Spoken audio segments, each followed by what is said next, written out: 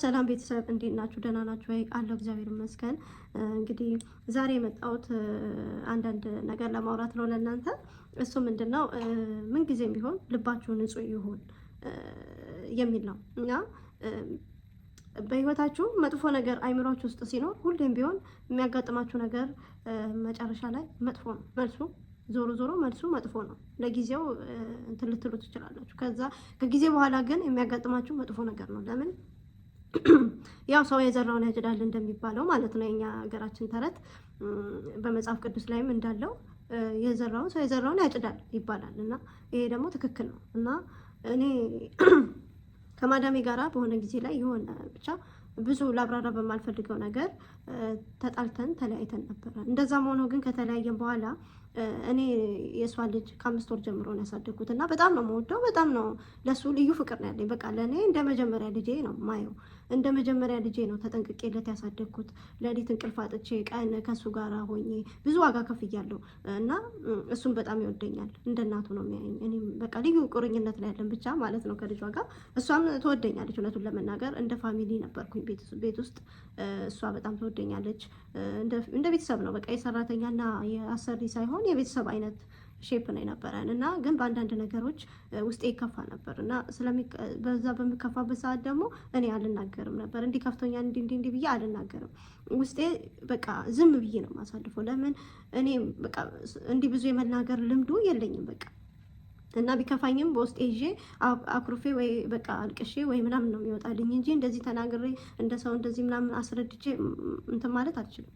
እና በዛ የተነሳ በጣም ውስጣችን ይቋሰል ነበር እና በመሀልም ደግሞ እሷ የሆነ ችግር አጋጥሟት እኔ አስፈልጋት ነበር። እሷ እዚህ አልነበረችም እና እኔ አስፈልጋት ነበር። ፖሊስ ጣቢያ መሄድ ነበረብኝ። ያው የህግ ጉዳይ ስለሆነ እዚህ ጋር ላወራው አልፈልግም፣ የቤተሰብም ጉዳይ ስለሆነ ማለት ነው እና ፖሊስ ጣቢያ መሄድ ነበረብኝ፣ መክሰስ ነበረብኝ፣ ፖሊስ መጥራት ነበረብኝ፣ ፍርድ ቤት ሁሉ ድረስ መሄድ ነበረብኝ። ያንን ሁሉ ነገር አላውቀውም። እኔ እዚህ ሀገር ከመጣሁ ዱባይ ከመጣሁ ከ8 ዓመት በላይ ሆኖኛል። ግን አንድም ቀን ከፖሊስ ጋር ተነጋግሬ አላውቅም ነበር እና ያንን ሳረግ ለእኔ በቃ የመጀመሪያ ጊዜ ነው። በጣም ያስፈራል። በጣም ከባድ ነገር ነበር እና ጓደኞቼ፣ የሚያውቁኝ ሰዎች፣ ቤተሰብ ጭምር ተይቅርብሽ፣ በዚህ ነገር ውስጥ አትግቢ፣ ራስሽን አውጪ፣ አይመለከትሽም፣ ኑሮሽን ኑሪ፣ አንቺ ምን ቤት ነሽ፣ ምን አገባሽ፣ ብዙ ምክር፣ ብዙ ማስፈራሪያ ይደርስብኝ ነበር እና እኔ ግን ኖ ሀቅ አላት እሷ፣ ሀቋ መውጣት አለበት። እንዴት እንደዚህ ይደረጋል? እንዴት ትደረጋለች ብዬ በጣም ነበር የተከራከርኩላት ማለት ነው። እና ከጠበቃዋ ቀጥሎ የነበርኩኝ የእሷ ጠበቃ ማለት ይቻላል። እና በጣም በቃ ነበረ በቃ የተሰማኝ። ተጎድታለች ብዬ በጣም አዝኜ ነበር። በቃ በጣም ከፍቶኝ ነበር በእሷ በደረሰባት ምክንያት ልክ እንደ ራሴ ቁስል ነበር የታመምኩላት እና ያንን ነገር አድርጌ ያው ጉዳዩ እንትን አለና ሄደ። ያው እሷ አሸነፈች። መጨረሻ ላይ እሷ ተሳክቶላት አሸንፋ የምትፈልገውን ነገር አገኘች ማለት ነው። እና በዛ ሰዓት ደስተኛ ነኝ እኔ በቃ እሷ ስላሸነፈች ደስ ብሎኛል። ለምን? ሀቅ አላት ብዬ ስለማስብ የነበረው ማለት ነው። እና ከዛ በኋላ ግን እኔ በጣም ችግር ውስጥ ገባው። ያው ጓደኞቼም ነግረውኛል፣ ብዙ ሰው ነግሮኛል። አንቺ ነሽ በመሀል ችግር ውስጥ የምትገቢ የምትጠመጁ ምናምን ተብዬ ነበረ። እውነትም ደግሞ እንደዛ ደርሶብኝ ነበረ። መገለል በቃ ጥላቻ ምናምን ደርሶብኝ ነበር እና እኔ ግን እንደዛ መሆኑ ምንም አልመሰለኝም። በጣም ጓደኞቼ ያስፈራሩኝ ነበር። ለህይወትሽ ተጠንቀቂ፣ እንደዚህ ቢያረጉሽስ፣ ቢገሉሽስ፣ ምግብሽን ተጠንቀቂ ምናምን ብዙ ነገር ይሉኝ ነበር እና እኔ ግን ያው ትንሽ ደፋር ነገር ነኝ። ያው አንድ ነገር አልጀምርም። ከጀመርኩ በኋላ ግን በጣም እጋፈጣለሁ ለነገሮች።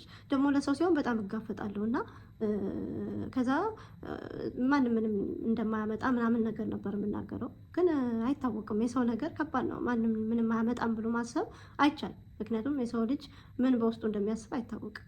ውስጤ ፍርሃት ቢኖርም ግን ደግሞ ያለውን ፍርሃት በላይ ላይ ማንገስ አልፈለኩም ነበር እና ኦኬ እግዚአብሔር ያውቃል ብዬ ነበር ማስበው የነበረው እና ከዛ ያ ሁሉ ካሸነፈች በኋላ እኔም ችግር ውስጥ ትንሽ ገባው።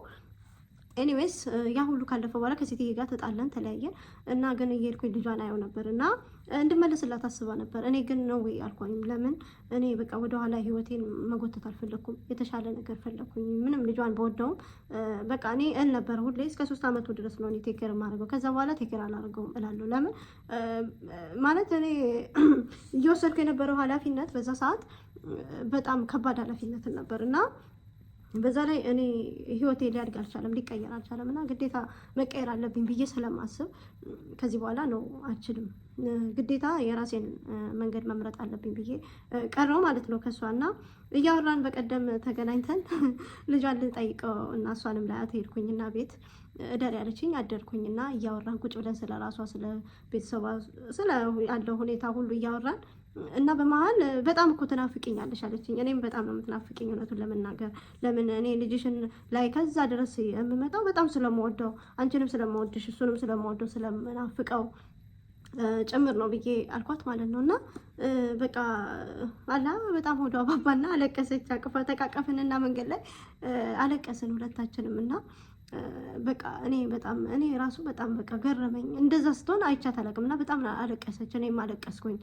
አሁን ራሱ ባይል ይመጣ ነው እና ይቅርታ እና እንደዛ ተላቀስንና ስላለፈው ነገር ሁሉ አወራን።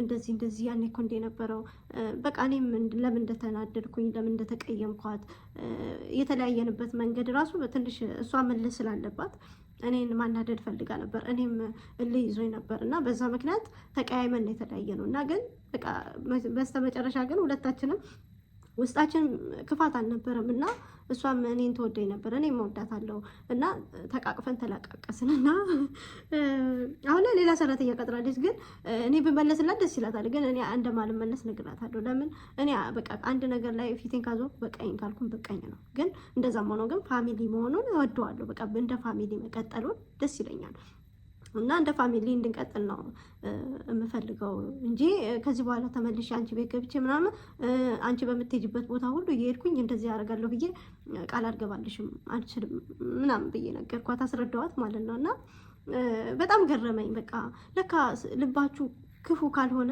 ንጹህ ከሆነ መልካም ነገር ካረጋችሁ አንድ ቀን ዋጋችሁን ማግኘታችሁ አይቀርም ማለት ምንም ዋጋችሁ ማለት ገንዘብ ማግኘት ወይ ደግሞ የሆነ ትልቅ ስጦታ ምናምን ሳይሆን ሰዎች የእናንተ ማንነት ሲረዱ በቃ እናንተ ለበጎ ብላችሁ ያደረጋችሁትን ነገር መጀመሪያ ሳያውቁላችሁ ግን ከሄዳችሁ በኋላ የእናንተ መልካምነት ሲረዱ ስታዩ ደስ ይላል። በእውነት እኔ ደስ አለኝ። በቃ ስላወቀች እኔ ንጹህ ሰው ነኝ ማለት አይደለም። ብዙ ነገር ልሳሳት እችላለሁ። ብዙ ነገር የመሳሳት ሰው ነኝ ደግሞ እና እሳሳታለሁ፣ በጣም እሳሳታለሁ። ግን ምንም ቢሆን አይዶን ነው ብቻ አስቤ ሆን ብዬ እንደዚህ ሰውን ለማሳዘን ምንም ነገር ለማድረግ ፍላጎት የለኝም። እና ደግሞ ከልቤ ነበር የምወዳት፣ ልጇን ከልቤ ነበር ያሳደግኩት። ብዙ ዋጋ ከፍያለሁ። ልጅ ማሳደግ ቀላል ነገር አይደለም።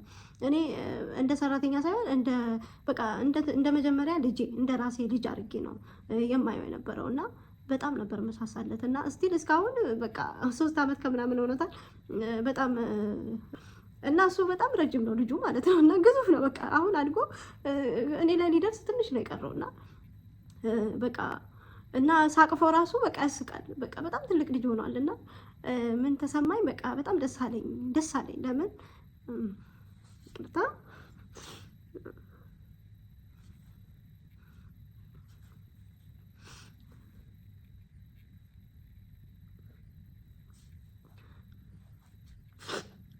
ይቅርታ እና ደስ ይላል። በቃ ሰው የለፋበትን ሲያገኝ ሲመሰገን ደስ ይላል። ገንዘብ ምናምን ሳይሆን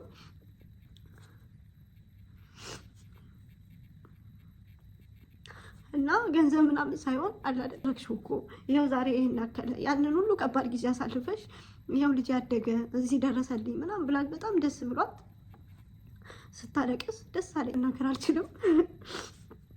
አመሰግናለሁ።